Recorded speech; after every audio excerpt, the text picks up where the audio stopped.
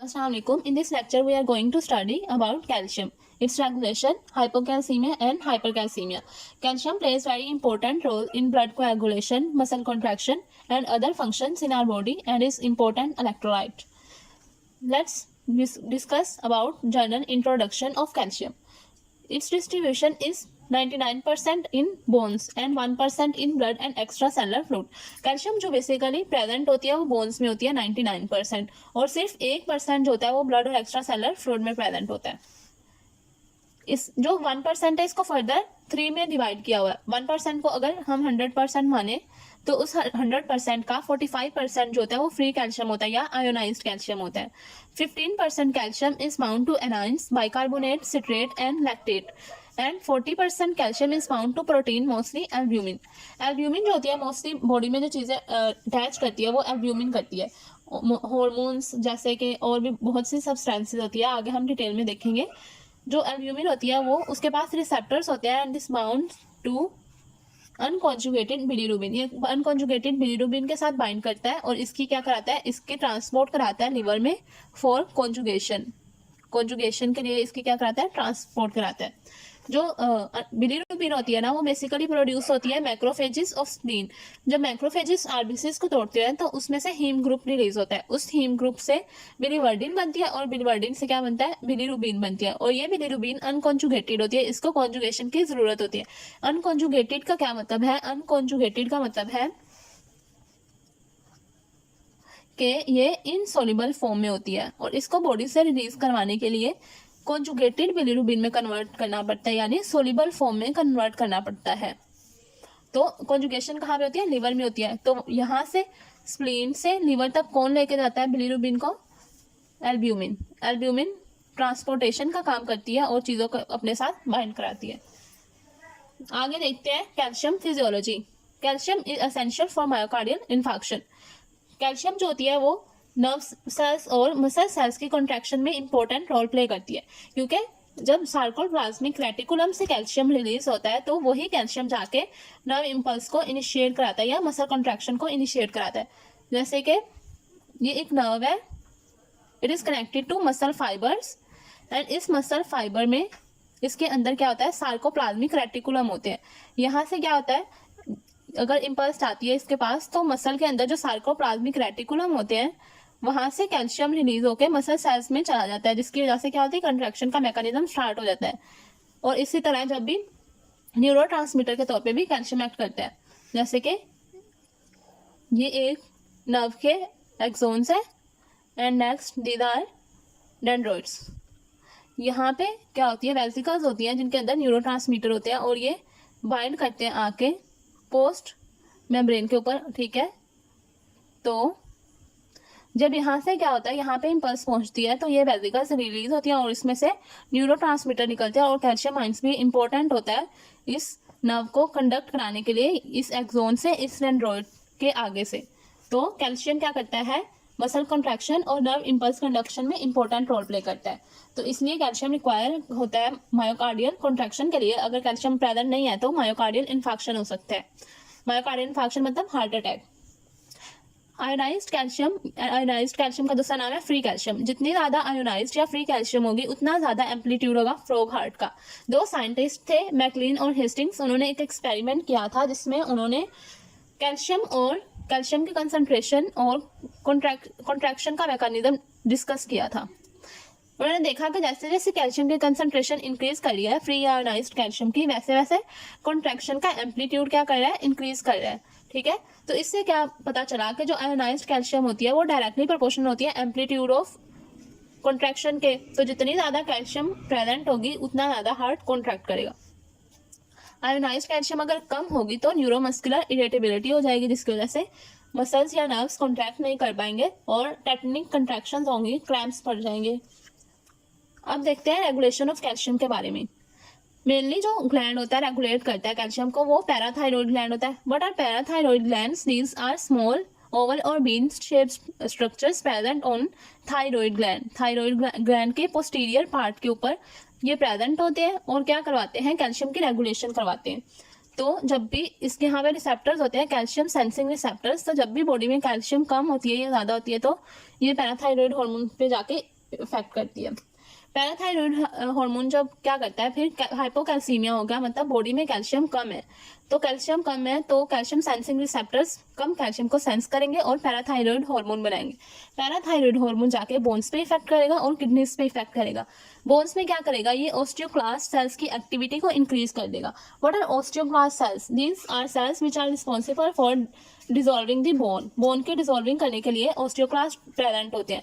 तो जैसे ही हमारे पास बोन में पीटीएच आता है तो क्या होता है कि बोन डिसॉल्व होना शुरू हो जाती है, और जब वो बोन डिसॉल्व होती है तो उन सेल्स से क्या होता है, कैल्शियम रिलीज होती है और फास्फोरस रिलीज होता है। तो ब्लड में ये वाली कैल्शियम रिलीज हो जाती है, तो ब्लड में कैल्शियम क्या हो जाती है, उसका लेवल मेंटेन हो जाता है। दूसरा इफेक्ट कहाँ पे होता है, किडनीज में होता है। किडनीज क्या करवाती है, किडनीज 3 काम कराती है। पहला एब्जॉर्प्शन ऑफ कैल्शियम, दूसरा एक्सक्रीशन ऑफ फॉस्फेट। क्यों? क्योंकि जब फॉस्फेट फ्री फॉर्म में प्रेजेंट होता है तो वो कैल्शियम को अपने साइड बाइंड कराता है और कैल्शियम फॉस्फेट के प्रेसिपिटेट्स बना देता है जो कि इनसोल्युबल होते हैं, तो इसकी वजह से आयोनाइज्ड कैल्शियम का लेवल कम हो जाता है। तो इसलिए किडनीज एक्सक्रीशन कराती है फॉस्फेट की और एक्टिवेशन करा देती है रेनल अल्फा 1 हाइड्रोक्सिलेज। ये एंजाइम क्या करता है, ये विटामिन D3 को इनएक्टिव फॉर्म से एक्टिव फॉर्म में कन्वर्ट कर देता है। और ये विटामिन आता कहाँ से है, विटामिन डी जो होता है वो स्किन में या डेयरी प्रोडक्ट्स या फिर सी फूड खाने से हमारी बॉडी में आता है और ये इनएक्टिव होता है, इसको एक्टिव करने की जरूरत होती है। तो क्या होता है कि ये वाला इनएक्टिव विटामिन लिवर के पास जाता है और वहाँ पे एक एंजाइम होता है 25 हाइड्रोक्सिलेज, जो इसकी हाइड्रोक्सिलेशन करवा देता है और बना देता है vitamin D 25 hydroxy vitamin D. ठीक है, 25 हाइड्रोक्सी विटामिन डी बना देता है। ये स्टिल इनएक्टिव है, इसको अभी एक्टिव होने की जरूरत है। तो ये क्या करेगा, ये किडनीज के पास जाएगा, किडनीज के पास एंजाइम है 1 अल्फा हाइड्रोक्सिलेज, जो इसकी 1 जो नंबर होगा वहाँ पे हाइड्रोक्सी ग्रुप ऐड करा देता है। इस हाइड्रोक्सी ग्रुप के ऐड होने की वजह से क्या होता है, विटामिन डी इन एक्टिव फॉर्म से एक्टिव फॉर्म में कन्वर्ट हो जाता है और बन जाता है 25 डाईहाइड्रोक्सी विटामिन D3 या कोलकैल्सिफेरॉल। तो इस तरह एक्टिवेशन के लिए भी विटामिन डी की हमें किसकी जरूरत होती है, किडनीज की जरूरत होती है।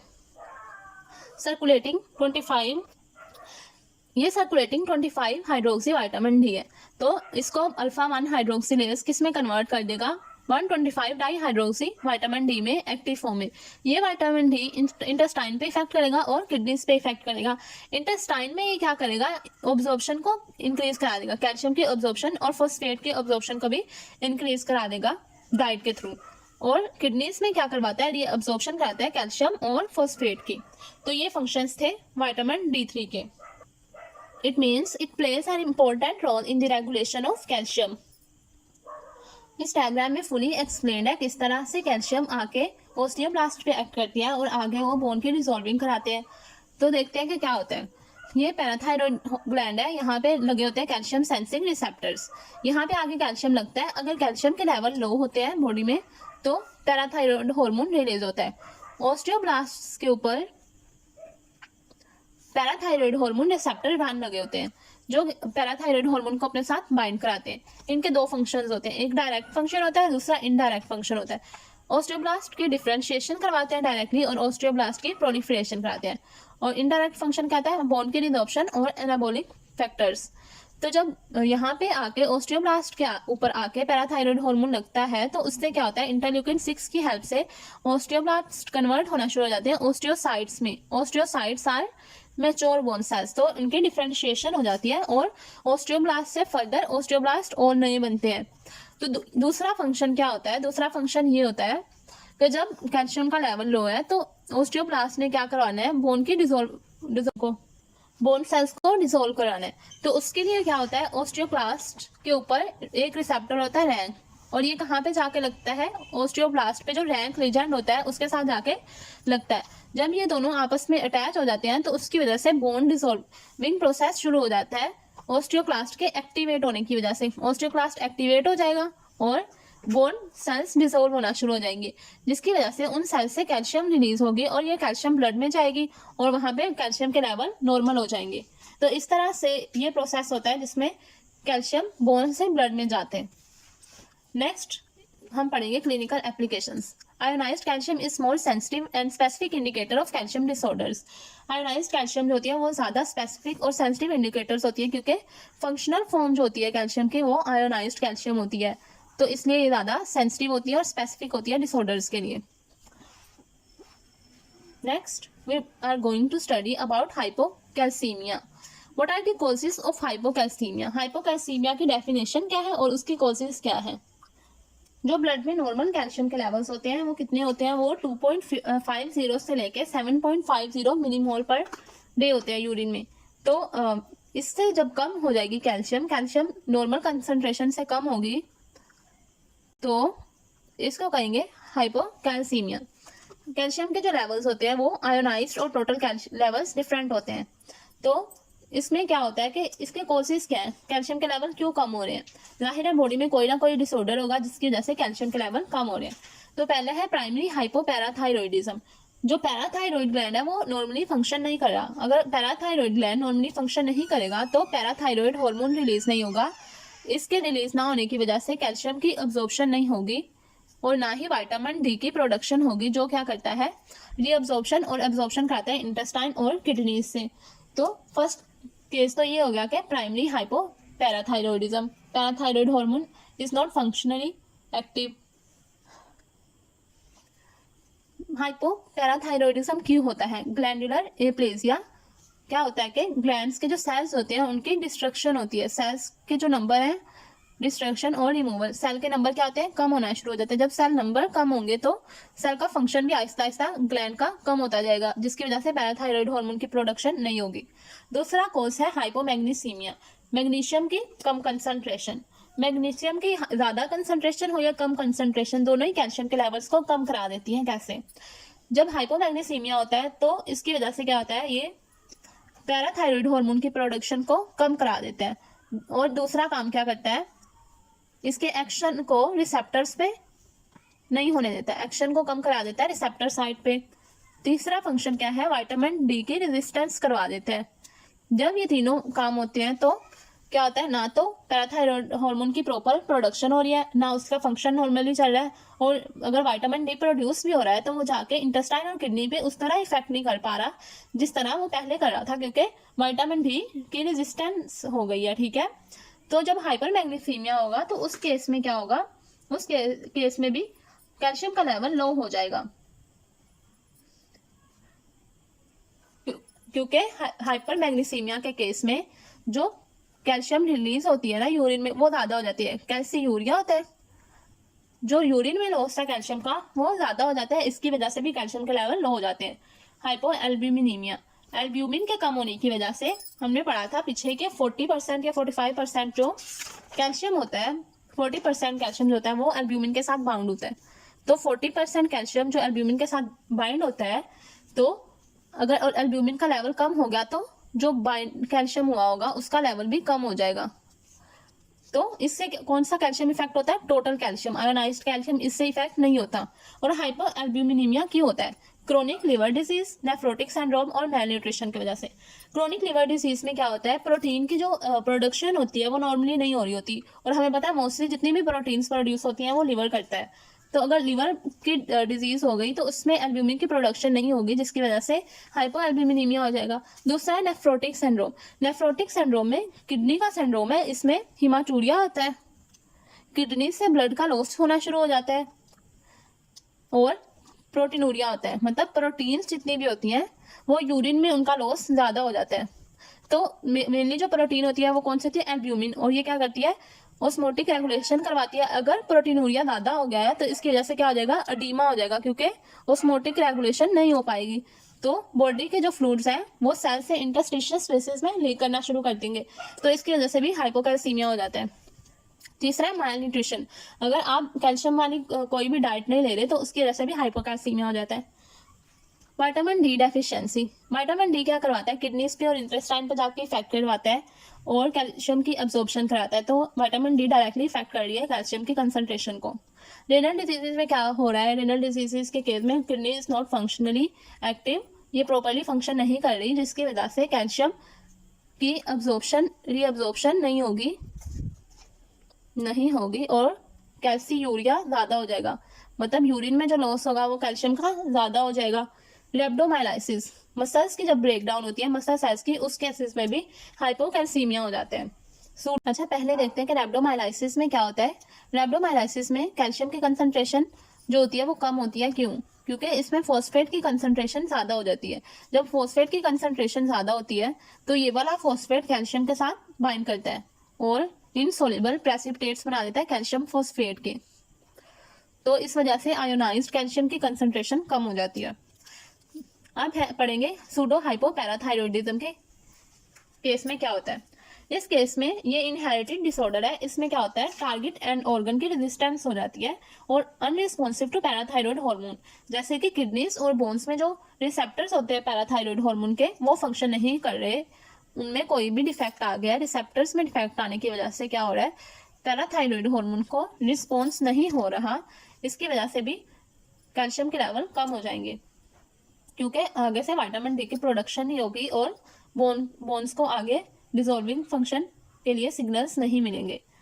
तो ये मिमिक करता है हाइपोपैराथायरॉयडिज्म को और इसमें हाइपोकैल्सीमिया हो जाता है और हाइपरफॉस्फेटीमिया हो जाता है। फॉस्फेट्स की कंसंट्रेशन ज़्यादा हो जाती है। इसकी फर्दर टाइप्स हैं, ठीक है।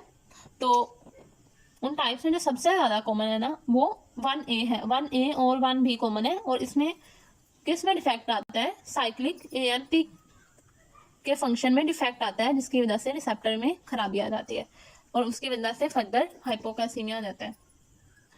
तो जो सूडो हाइपोपैराथायरॉयडिज्म के पेशेंट्स होते हैं उनमें कैल्शियम यूरिन में लॉस्ट ज़्यादा होना शुरू हो जाती है और दूसरा बोन्स में स्टोर रहती है, बोन से रिलीज नहीं होती। और उन पेशेंट का शॉर्ट स्टेचर होता है। उनके मेटाकार्पल्स, जैसे कि मेटाकार्पल्स ये वाली बोन्स है, ठीक है, ये 5 बोन्स होती हैं।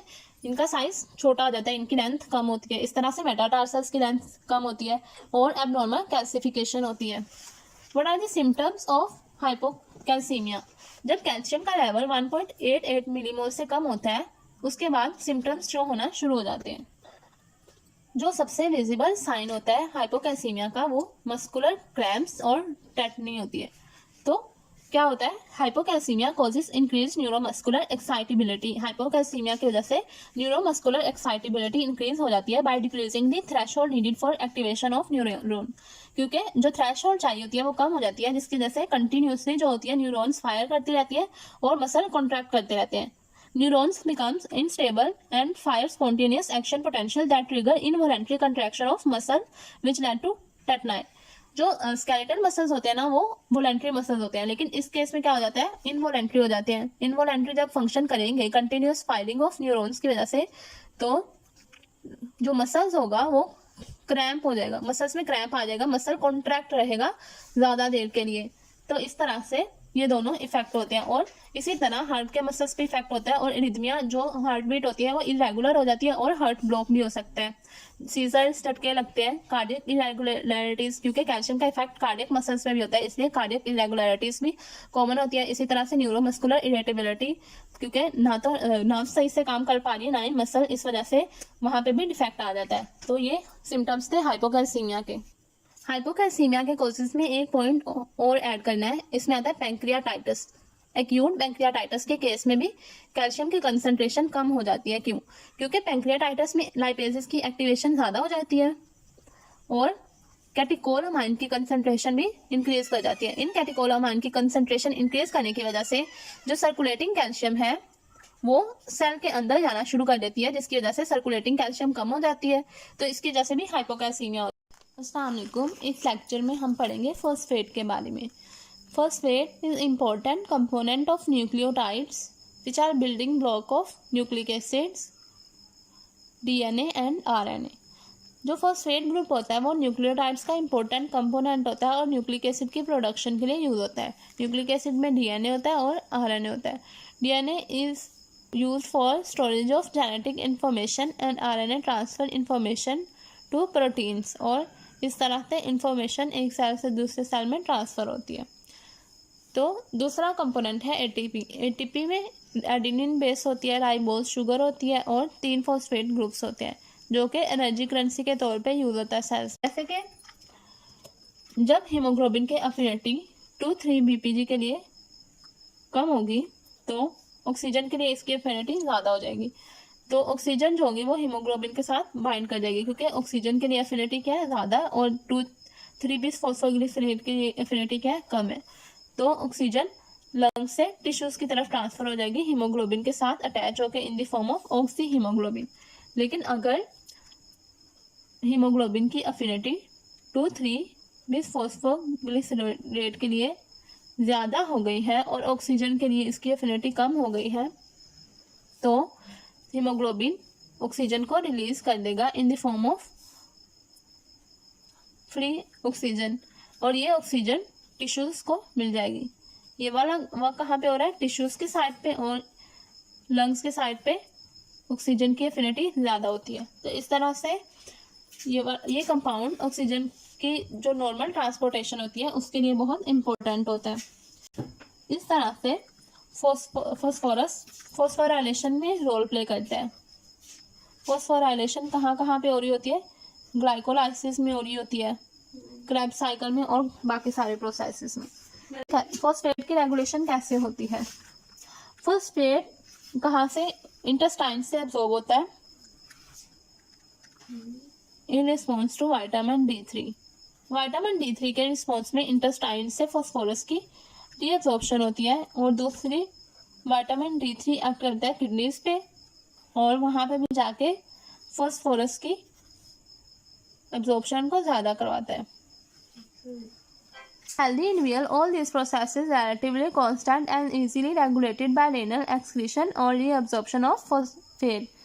तो इस तरह से किडनीज और इंटेस्टाइन इम्पोर्टेंट रोल प्ले करती है फॉस्फोरस की रीअब्जॉर्प्शन में, और विटामिन डी जो होता है वो हेड के तौर पे एक्ट करता है, जो किडनीज को मैसेज देता है और इंटेस्टाइन को मैसेज देता है, और बॉडी में फॉस्फोरस की कंसंट्रेशन को मेंटेन रखता है।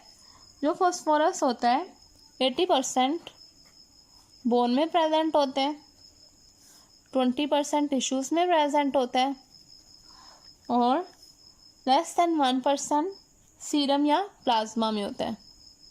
मतलब प्लाज्मा में इसकी कंसंट्रेशन बहुत कम होती है। क्लिनिकल एप्लीकेशंस में 2 केसेस आएंगे, हाइपोफॉस्फेटेमिया और हाइपरफॉस्फेटेमिया। हाइपोफॉस्फेटेमिया जिसमें फॉस्फोरस की कंसंट्रेशन कम हो जाती है, और ये किस में कॉमन होता है, hypophosphatemia is common in hospitalized patients. जो हॉस्पिटलाइज्ड पेशेंट्स होते हैं ना, उनमें 1 to 5% ऑफ हॉस्पिटलाइज्ड पेशेंट में ये केस कॉमन होता है, जिसमें फॉस्फोरस की डेफिशिएंसी पाई जाती है। और 20 to 40% वो वाले पेशेंट होते हैं जिनमें डायबिटिक कीटोएसिडोसिस होती है, क्रोनिक ऑब्स्ट्रक्टिव पल्मोनरी डिजीज होती है, एस्थमा होता है, मैलिग्नेंसी या long term inflammatory bowel disease, anorexia nervosa और अल्कोहलिज्म के केस में। और 60 to 80% केसेस किस में होते हैं, आईसीयू वाले पेशेंट्स में, जिनमें फॉस्फोरस की कमी होती है। इन केसेस में क्या होता है कि किडनी से जो रीअब्जॉर्प्शन होती है फॉस्फोरस की वो कम हो जाती है, और इसका लॉस जो होता है वो ज़्यादा हो जाता है। और दूसरा कहाँ पे इफेक्ट होगा, इंटेस्टाइन में, इन्फ्लेमेटरी बाउल डिजीज के केस में इंटेस्टाइन से फॉस्फोरस की रीअब्जॉर्प्शन जो हो रही है उसकी एब्जॉर्प्शन नहीं हो रही, जिसकी वजह से हाइपोफॉस्फेटेमिया, ब्लड में फॉस्फोरस के लेवल कम हो गए हैं। दूसरा कैसा है, हाइपरफॉस्फेटेमिया, ब्लड में फॉस्फोरस के लेवल ज़्यादा कम होंगे। एक्यूट या क्रोनिक रेनल फेलियर के केस में फॉस्फोरस के लेवल ज़्यादा हो जाते हैं, एक्यूट या क्रोनिक रेनल फेलियर में। या फिर आप फॉस्फोरस बहुत ज़्यादा इंटेक कर रहे हो, इंक्रीज्ड इंटेक ऑफ फॉस्फोरस के केस में। और तीसरा विटामिन डी के ज़्यादा होने की वजह से। और चौथा है विटामिन डी के ज़्यादा होने की वजह से अब्जॉर्प्शन इंक्रीज हो जाएगी, और मैच्योर पैराथायरॉयड हार्मोन की डेफिशिएंसी की वजह से भी हाइपरफॉस्फेटेमिया हो सकता है, क्योंकि ये प्रॉपर्ली फंक्शन नहीं कर सकता। और इन्फेंट्स जो कि काउस के मिल्क पर रिलाई करते हैं या फिर लेक्सेटिव्स यूज़ करते हैं, उस केसेस में भी फॉस्फेट के लेवल ज़्यादा होते हैं। ठीक है, इन सब चीज़ों में फॉस्फेट के लेवल ज़्यादा होंगे तो बॉडी में भी फॉस्फेट के लेवल ज़्यादा हो जाएंगे। और जिन पेशेंट्स में लिम्फोब्लास्टिक ल्यूकीमिया होता है lymphoblastic leukaemia, it is cancer of white blood cells का। तो इस केसेस में भी फॉस्फेट की कंसंट्रेशन ज़्यादा होगी। तो इसकी डिटर्मिनेशन कैसे करते हैं? स्पेसिमेन लेते हैं सीरम या फिर हेपारिन प्लाज्मा। EDTA, सिट्रेट या ऑक्सीलेट एंटीकोएगुलेंट्स यूज़ नहीं करते क्योंकि वो इंटरफेयर करते हैं मेथड के साथ। और सैंपल हिमोलाइज्ड नहीं होना चाहिए। अगर सैंपल हिमोलाइज होगा तो सेल्स के अंदर से फॉस्फेट रिलीज होगा, फॉस्फेट की कंसंट्रेशन फॉल्सली इंक्रीज कर जाएगी। और जो यूरिन एनालिसिस होती है उसमें 24 आवर यूरिन ज़रूरी होता है क्योंकि जो फॉस्फेट के लेवल्स होते हैं वो सर्काडियन रिदम के साथ चेंज होते हैं। जैसे कि जो हाईएस्ट लेवल्स होते हैं वो मॉर्निंग में होते हैं और लोएस्ट इवनिंग में होते हैं। ये ना हो कि आप इवनिंग वाला सैंपल रन करो तो उसमें फॉस्फोरस की कंसंट्रेशन कम आए और मॉर्निंग वाला करो तो उसमें फॉस्फोरस की कंसंट्रेशन ज़्यादा है। इसलिए 24 आवर यूरिन सैंपल रिक्वायर होता है। और इसके मेथड क्या है? इसमें अमोनियम फॉस्फोमोलैब्डेट कॉम्प्लेक्स जो होता है वो यूज़ होता है इसके मेजरमेंट के लिए। ये एक सॉल्ट होता है जो फॉस्फोरस तब रिएक्ट करता है अमोनिया और मोलिब्डेनम साल्ट के साथ, तो ये वाला सॉल्ट बनता है। इस सॉल्ट को हम 340 नैनोमीटर पे मेजर करते हैं और ये रिड्यूस हो जाता है मोलिब्डेनम में। मोलिब्डेनम को हम मेजर करते हैं 600 से 700 नैनोमीटर पे और ये ब्लू कलर देता है।